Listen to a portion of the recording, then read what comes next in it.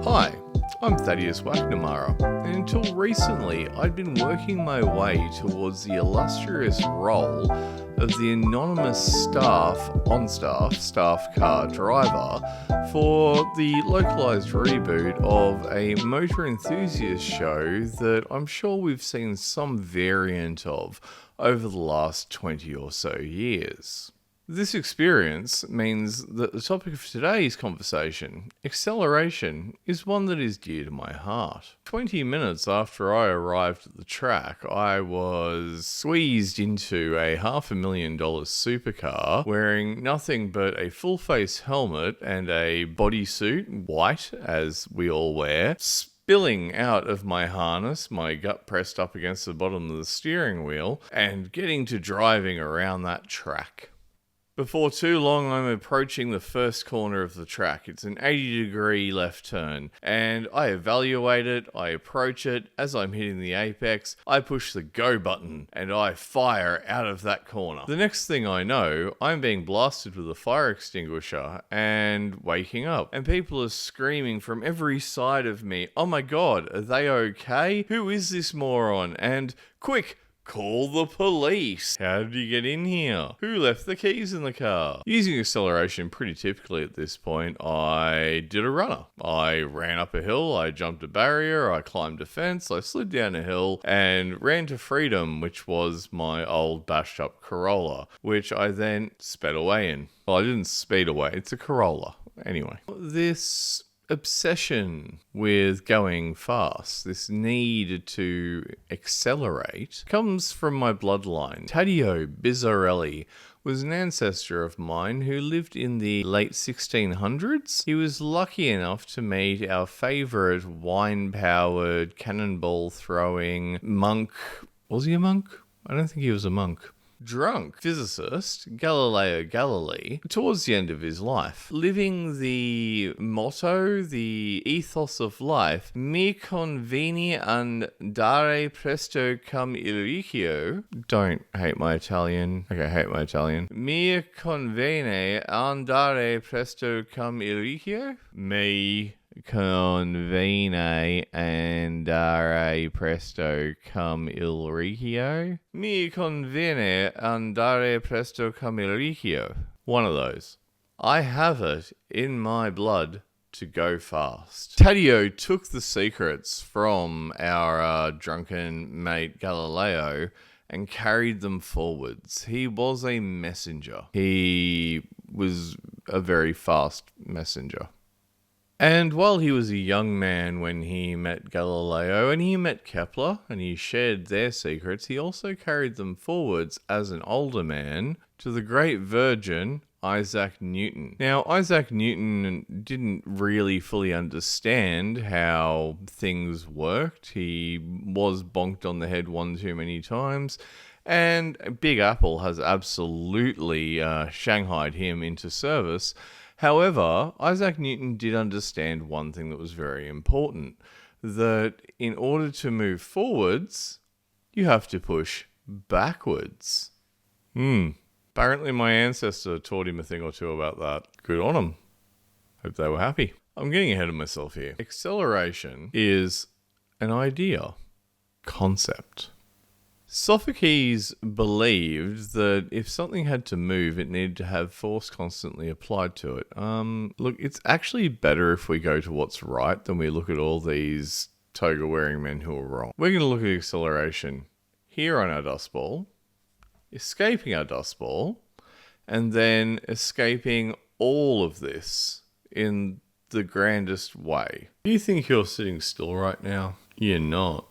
And, stop stimming, but do you think other than that you're actually in a chair that's not going anywhere? No, you are currently hurtling through space at several thousand kilometers a second. I think it's about 6,000 kilometers a second. You're spinning around and around and around a sun. And that sun is spinning around and around and around within a galaxy, and that galaxy is being rocketed out of the local cluster, probably very, very quickly as well. The idea of speed is moot. You are already moving at fucking speed. And I like speed. Also, you are increasing velocity relative to other things, or decreasing velocity against other things. There's a lot of things. There's a lot of stuff. We'll start with my ancestor Taddeo, who threw himself out of many buildings because he wanted to go fast. Then he eventually worked out that you could go fast on the ground. That will call, for the sake of argument today, terrestrial acceleration. In terms of terrestrial acceleration, let's say you have 1,600 odd kilograms of sedan and you want it to move forwards. What you need to do is have the wheels of it provide energy which pushes against the ground. The forward momentum of the vehicle is produced by the earth pushing back against the wheels. Once the weight of the vehicle at rest, still doing nothing, sitting there probably in someone's front driveway, has been overcome, the car starts moving. Now that vehicle's weight is part of the mass moving forwards, the wheels are rolling, the energy is compounding. So as long as you can continue to apply more energy, the vehicle will move faster and faster and faster. And there will come a point in time where even the best of Australian engineering will not be able to provide any more energy to the wheels compared to the inertia of the ground and the air resistance, and that will top out. With that I hear, what the fuck did you just say? None of that makes any sense. You're not wrong. Well, it does, but fuck you. Alright, so you've got something that's at rest and it has a weight and gravity is pushing down on it and there is an inertia involved. So inertia is the energy of doing fucking nothing. Inertia is what means you haven't accomplished your goals today. It's the absolute crushing weight of the world and the space around it, meaning that you don't move.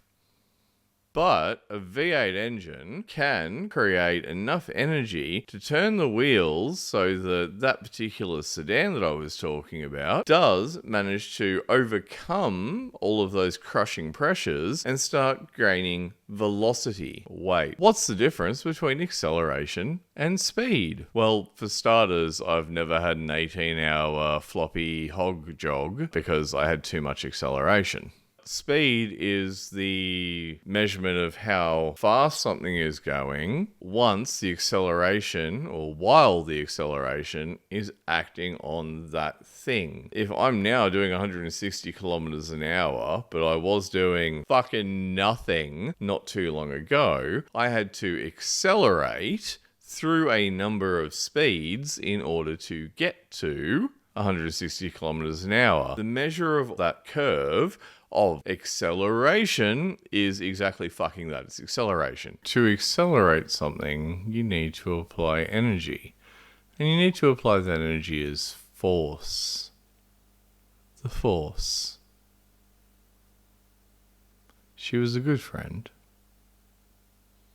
Speed is where you get to or how you measure how fast you're now going. Acceleration is the force versus all the other shit that gets you there. We good? We good. Down here on the dust ball, you've got gravity pushing down on you, you've got the earth moving anyway, so let's remember we're never still. We're actually moving quite fast already. But you've got gravity, you've got earth, and you want to change your relative speed to all of this from fuck all to something, what you need to do is accelerate. Your wheels touching the ground create force to the ground through the nice engine, and that pushes forwards because technically the ground is pushing backwards. No, wait. The ground is pushing forwards because technically you're pushing backwards.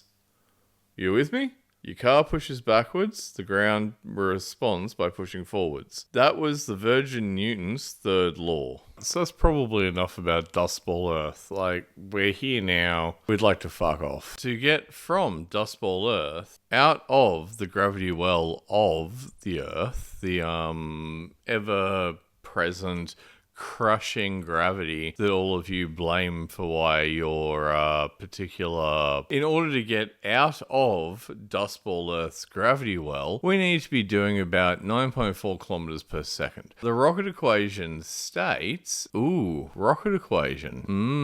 Now we're going to fuck off from Dust Ball Earth and we're going to get into space, because the rocket equation, Tsiolkovsky was a great man. Tsiolkovsky, see, I can pronounce Russian names. He came up with the idea that you need to get to 9.4-ish kilometers per second to break out. He also worked out that if you're doing that with the vast majority of what we've got going on, 90% of your spaceship is fuel. And the more fuel you carry, the more you need to be able to push against the ground in order to get that fuel up into space. The rocket equation is an absolute bitch. It's actually been known as the cruel equation. He did the maths and he died before he ever got to see a spacecraft go out of our atmosphere. It's a bit of a moot point considering that scarlet fever blinded him as a child, so he couldn't see shit to begin with. He was ignored in his time. He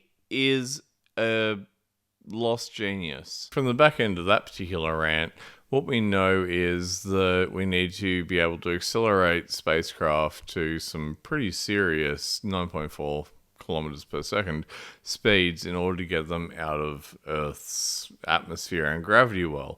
They're pushing against atmosphere and they're pushing against gravity. They are needing to create velocity through acceleration. The more mass you have, the harder it is to create acceleration. So that's why we kind of met with one in the middle. We're going to sit there and talk about acceleration is pretty great if you can, like I've said in other videos, get the fuck out of the gravity well of Earth. So now we're outside of the gravity well of Earth. We're up there outside in orbit and we want to accelerate a spaceship. However, as I talked about earlier, we create momentum, we create velocity by applying energy to the wheels of the vehicle, which pushes backwards, and we're getting pushed forwards by the thing that the wheels are applied to. I asked somebody a moment ago to tell me any vehicle on Earth to explain how it goes forwards, and they chose train. Fuck, they're autistic. So I went with steam train because they're obviously not actually autistic, or they would have been very specific about that. And the steam train has valves that open. It has valves open driving a piston. The piston is attached to one top imbalanced part of a wheel. The wheel gets turned by the piston moving back and forth. The piston moving back and forth turns the wheel. The wheel creates backward energy and the track creates forward momentum, therefore creating acceleration and velocity. I feel like this is a segment behind. Here is where the paradigm shift really happens. While we're here on Earth, the energy being transferred to something in order to create the third Newtonic law, the third Virgin's law of if you push backwards, it pushes back forwards. That's what happens. Once you're up there in the place where we need to go as soon as possible, space, you don't really have anything to push against. It doesn't work quite the same. What happens at that point in time is you have a rocket, a good-looking rocket, and it creates some form of explosion or thrust. Here is the image of a good-looking rocket. Do you want me to generate any other images? Here is the image of a good-looking rocket. Do we want Google to create any more images? That is one good-looking rocket. Unlike the wheels equation where it transfers power to the ground and we have gravity and we have a body, Earth, Dust Ball, what's actually happening now is bear with me on this one, you have a rocket, you have space-time. The rocket itself creates some form of explosion, generally speaking, if we're looking at it in terms of chemical rocket, and that pushes backwards. The rocket itself is being pushed forwards. Hang on. You're sitting on some form of emission going outwards with nothing to push against. In terms of the forward momentum, that is being provided entirely by the mass of the rocket, the thing that you're trying to move forwards. Unlike wheels on the ground pushing against the ground, it is very much a self-enclosed experience. It is pushing the thing forwards using its own mass as the thing that reflects the force. Now, this might seem like, how the hell does that even work? But that's the point. It barely does. And you end up with this massively up-ramped energy requirement, because instead of being able to push back against something to propel something forwards, it's pushing nothing against itself. Well, very little. Fucking basically nothing against itself in order to move forwards. You're riding an explosion or an emission to increase velocity, that is acceleration.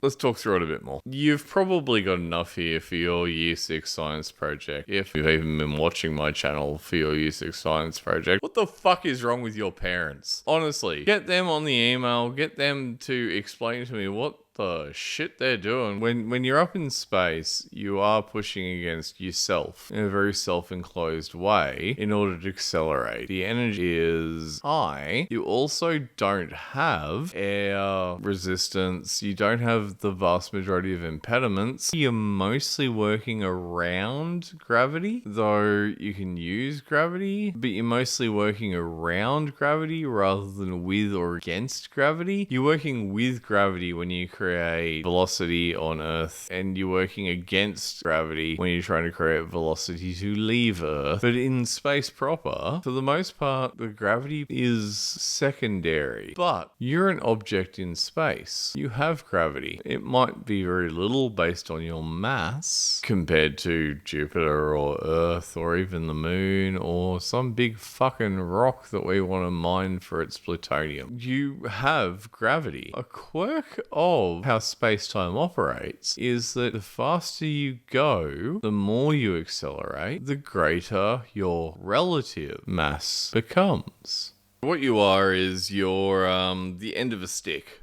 You're like the little mushroom top of you're the end of a stick, okay? And we're going to wave you around in a circle. We're going to double your length every time we spin it around. That seems fair. Your little tippy bit, every time it goes around, it gets to double your shaft length. Your shaft length doubles, therefore, based on physics, the speed of your mushroom is also doubling. If your mushroom does a loop and it does it at 100 and we double your shaft length, then the next time that it does its loop, based on the same spinning center, it does it at 200. If we double it again, your mushroom gets to 400. The problem here is that the energy required at the pivot point, the center, is not doubling, but instead it's essentially growing exponentially while you're doubling each time. As you speed up, the amount of energy to speed you up is speeding up at a sped up rate. Why is this important? Because what's actually happening is that you're also gaining relative mass. Every time we increase your acceleration, Einstein kicks in. God knows, that guy, fuck, if you could have just stayed out of it. Every time you increase your acceleration, you are now, to the rest of space-time around you, also heavier than you were before. That's right. Getting faster makes you fatter. Roughly. You're doubling your acceleration, exponentially increasing the amount of energy that's taken to turn you, but you are also now starting to be so big in terms of relative space that you're now bending space-time. So let's back it out a little bit and look at the comparable energies involved. In order to move your sedan from 0 to 100 miles, 160 kilometers an hour, you require very little in terms of joules of energy. In order to pull an Elon Musk, and let's just not need a rocket, let's just accelerate the vehicle like some big railgun or something, and let's accelerate straight out into space, you're going to require more energy. That's only going to get us as far as orbit. That's that's where the fun kicks in. Because now, if you want to do something useful and get out of the solar system, you're going to have to get yourself up to a decent percentage of light speed. We want you to get around a percentage of c. C is the speed of light. In order to even consider getting out of the solar system, going somewhere interesting, another solar system or the galaxies, you have to really look at how much of c you can accelerate to. If we look at 10% of c, which is acceptable, the graph that I'm about to show shows the differences in energy between getting the Falcon up to 100 miles an hour, 160 kilometers an hour, and getting it out of the solar system and getting it into interstellar space. This is also a lie. The lie is the little tiny blue dot at like 3 pixels or whatever is inflated significantly. The other two are roughly right. If we went off of the blue dot being the correct size, the big dot there would have to be roughly 100 meters worth of rendered space. So what you're seeing is the massive uptake in energy required here. The best bit about being outside of all this gravity well and pushing is that we don't have anything pushing back against the face of what we're trying to do. If you use rockets, you can create large amounts for a very short time because of the fuel thrust, which is a lot of energy, very quickly accelerating it. If you use lower emission output engine that could run those emissions for a much longer time at a lower weight of fuel to emission cost, what we could do is slowly continue to increase our acceleration. Let's look at it this way. If a rocket did several thousand X's of acceleration explosively right there, that gets us moving. Fine. Nothing's pushing back against it, so it keeps moving. That's what happens outside the gravity well. Down here in the gravity well, air resistance, you'll have gravity itself pushing against you. You'll eventually start slowing down. If you're up there, what will happen is that you can keep on keeping on. And if you have something that can keep trickling out decent amount of push back particle, if it can continue to push even at a very slow percentage rather than like a rocket, you can continue to accelerate for a very long time. What becomes a problem then is the deceleration issue. But we're not talking about deceleration. Who the fuck wants to slow down? Taddeo Bizzarelli, he didn't want to fucking slow down. He wanted to go fast and down, but now we want to go fast and up. The goal is to explain something and make ball jokes about it. I did once accelerate my balls to a relativistic speed. It was out of this world. When it comes to acceleration, I don't really want to call out any particular pop culture, film, movie for doing it well. The Martian wasn't horrible. Gravity was well consulted on. I'd actually prefer to call out the ones that did it really fucking badly. Every single fucking film which has a vehicle leaving the ground and accelerating with nothing to push against. If you've left the back of a truck or off the edge of a cliff, you're going to go down in terms of your velocity, your speed, because of the fact that you've got air resistance and gravity reducing it. Not interested. And then Back to the Future 3, steam train that could not accelerate. Okay, trains. You had a steam train that couldn't accelerate that fast, that was pushing the DeLorean, and then there was no trajectory change, but also it went faster after the train ran out of track. I will talk about Mad Max Fury Road, because that was the best road trip film I've ever seen. They drove for 2 days, they turned around, and they drove back. That was the film. But throughout that film, there was many examples of how continually accelerating and maintaining speed versus other things relatively was really important. They had to keep the load moving. And that's what we know about speed. in Australia. That's important. And they kept the load moving, and sometimes when other people were accelerating towards them, they were able to accelerate away from them. Pretty cool. So if you want acceleration and a U-turn, a film that literally drives 2 hours down the road, turns around, drives back, and then turns on a tap, fucking watch it. That one's a good one. It actually is a good one. I'm going to segue for a moment to talk about what happens when you're around a black hole. Now, this actually gets really fucky. Proper fucky. Black holes are proper fucky. As you approach the event horizon of a moderately sized black hole, the gradient of how much gravity is being applied, therefore how much acceleration sucking you into it, starts getting very tight. Out here a little bit, it's big, but as it gets here, it gets much bigger. What happens is you're about 6 foot tall, for instance. As you approach a black hole, your feet or your hands, because you're going to be doing this.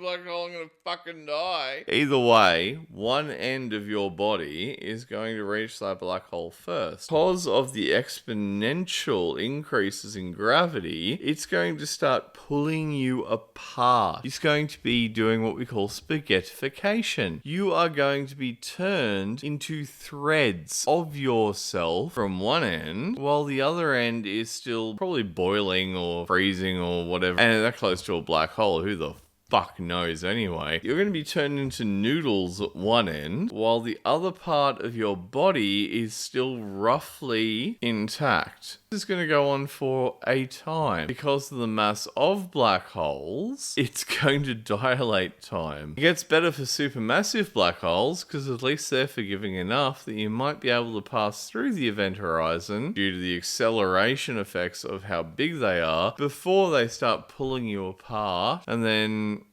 plenty of things accelerate at an accelerating rate. Cancer accelerates at an accelerating rate. Bacterial growth will accelerate at an accelerating rate. If you don't watch out, your nuclear fission will accelerate at an accelerating rate. Your social upheaval will accelerate at an accelerating rate. A lot of aspects of climate change are accelerating at an accelerating rate. Wealth inequity is accelerating at accelerating rates. And this applies to economics as well. Inflation grows at an increasing acceleration rate or a decreasing acceleration rate. But inflation always grows. What we talk about in terms of economics is increasing inflation, is that it's increasing on top of the increasing that it's already increasing. When we talk about decreasing inflation, it's still increasing, but it's decreasing in terms of how much it's increasing on top of how much it's increasing. Either way,